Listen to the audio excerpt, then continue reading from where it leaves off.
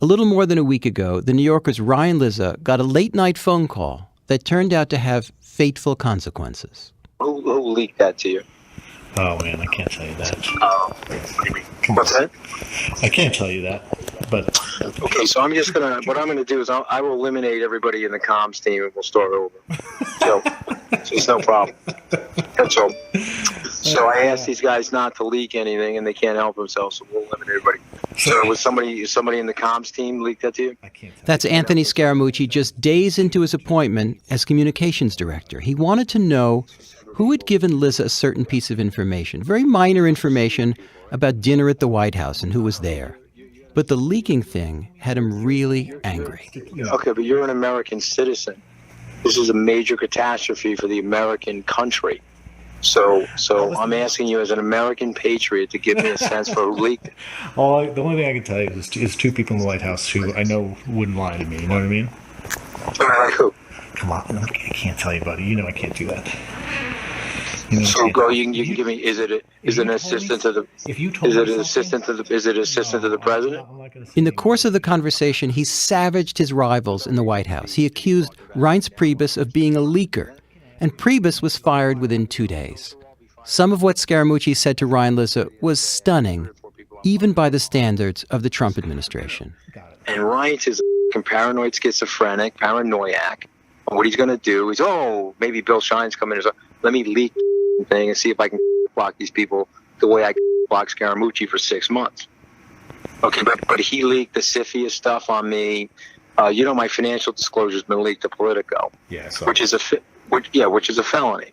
Ryan wrote a story for NewYorker.com that included some words that we can't say on the air. But I wanted to ask you if you wanted to be profiled. I don't want to be profiled. Well, just I'm what not you're Steve trying Bannon. to do. What you're trying to do. I'm not Steve Bannon. No. I'm not trying to suck my own.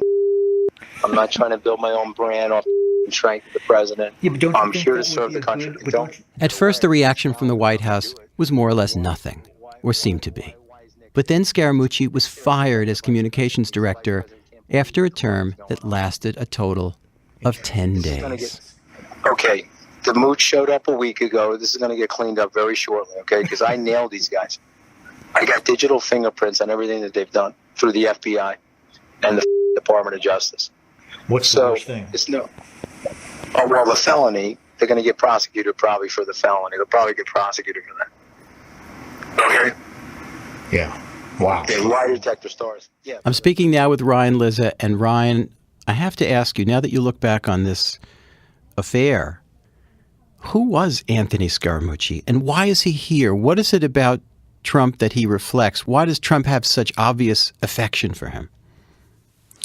I think that he convinced Trump, and Trump and him both believed that the real problem at the White House, as so many politicians believe when they're failing, they believe that the real problem is just a communications strategy, that if only the American public heard and saw what the most loyal supporters saw in the president, that everything would be solved. And he convinced Trump that the leadership in the White House, that their view was you had to contain Trump, you had to treat him like a child, essentially, and that Scaramucci, playing to Trump's love of being flattered, said that, let Trump be Trump is the cliche, right? That was Scaramucci's communications strategy. And I think that that's how he helped convince the president that he should take over the communications shop, even though he had no experience doing this. I mean, usually the communications director at a White House is a kind of staff guy, Think of, Dan Pfeiffer or Stephanopoulos back in the day of the Clinton administration. Trump being Trump thinks that political professionals are actually idiots and that he needs to do things his own way. And so I think he was looking for a shortcut to fixing all the problems that the White House had, and Scaramucci was telling him he could do it.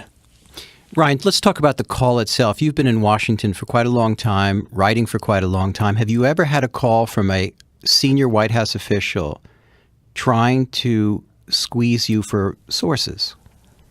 No, it was so unusual, David. I mean, I've said this now, in 20 years of doing this, I've never had a phone conversation like that. I mean, I got off the phone and just sort of stood there silently I was in my bedroom. I just sort of stood there. It was, this was 10:30 at night.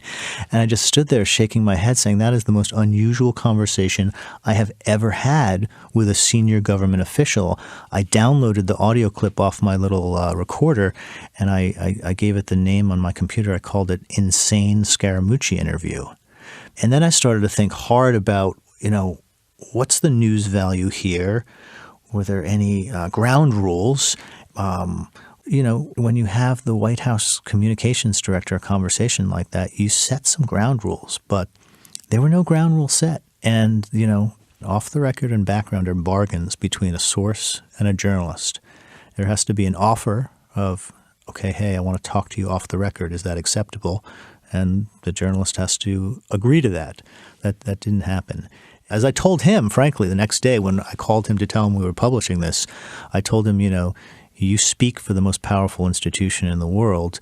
A conversation like that is presumptively on the record, and what you said was extremely newsworthy. And he didn't push back. He knew he had made a mistake. At least it seemed he had made a mistake, and yet we hear from the White House, at least from anonymous sources, that at first the President of the United States thought this was fine. In fact, he was speaking, Scaramucci was, in his master's voice, no?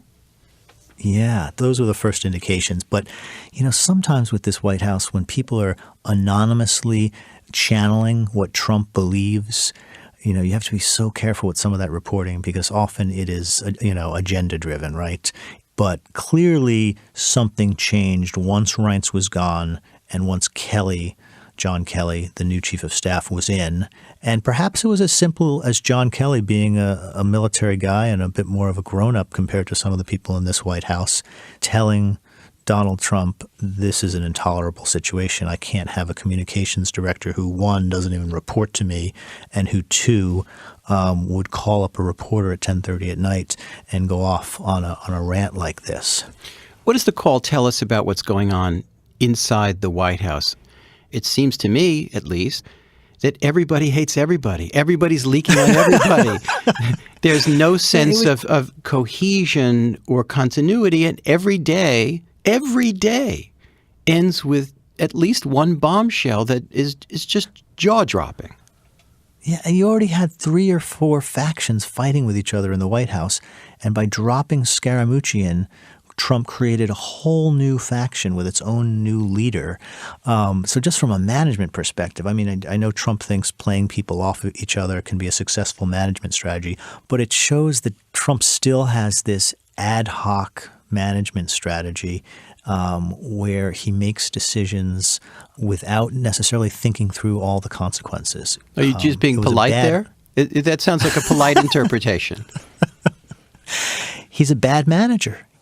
And White House management, I mean, there's a lot that's been written about this. It's no mystery. And the first thing everyone knows is you have a strong chief of staff and everyone reports to the president through the chief of staff, and you have clear lines of authority. Trump never adopted that system. Instead, he set up competing power centers, his son-in-law and his daughter in one power center, Steve Bannon in another power center, Reince Priebus in a third. Those are the 3 main ones. And as someone once told me, the key to getting any decision made in the White House was you had to have 2 against 1. So you had to win Reince and Bannon against Kushner, and you could win a debate, or sometimes Bannon and Kushner would team up against Reince, and then you could win something. During campaigns, a lot of our readers and the public feels that the press is too obsessed with the horse race. During times of governance, we're too obsessed with just this, palace intrigue. But why is this palace intrigue important when it comes to everything from healthcare to Russia and onward? If you do not have a well-run, normal, functioning White House, how do you solve any of the multiple crises that are going on around the world? Everything flows from having a structure that is coherent and can get decisions to the president that he can make with a process where all the different policy advisors weigh in. So having a sane, normal White House is key to dealing with any of the other crises. So I was talking to some national security officials recently and doing some other reporting, and everyone is on pins and needles waiting for some international crisis, God forbid a terrorist attack, something bad happening on the Korean peninsula. And then all of this palace intrigue and soap opera thing is not going to seem so funny anymore because we're going to have a dysfunctional White House that has to grapple with that. So now we have another general in charge, this time General Kelly as chief of staff. Great faith has been put on generals in the Pentagon, national security.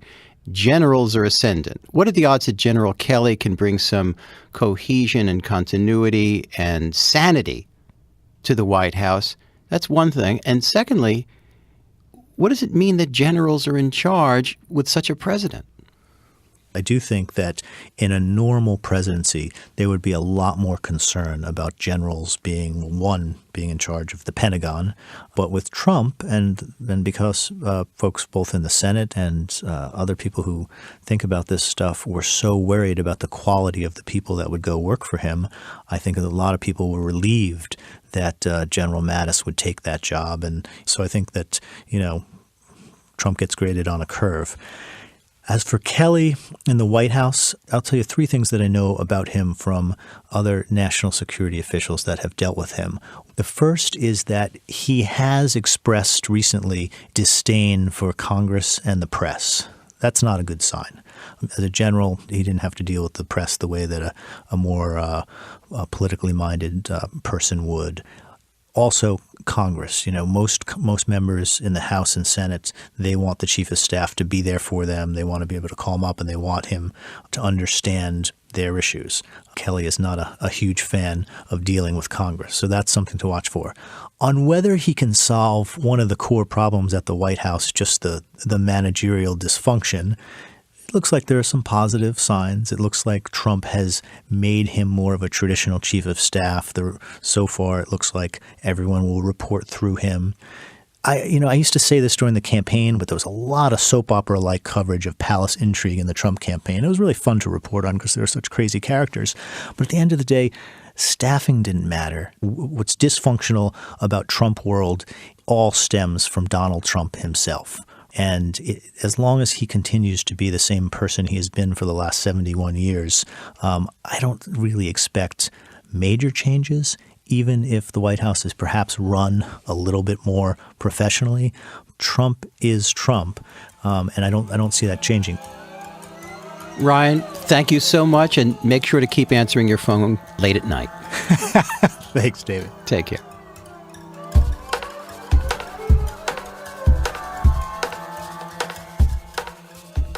Ryan Lizza, Washington correspondent for The New Yorker. We spoke last Tuesday, one day after Anthony Scaramucci was fired from the White House.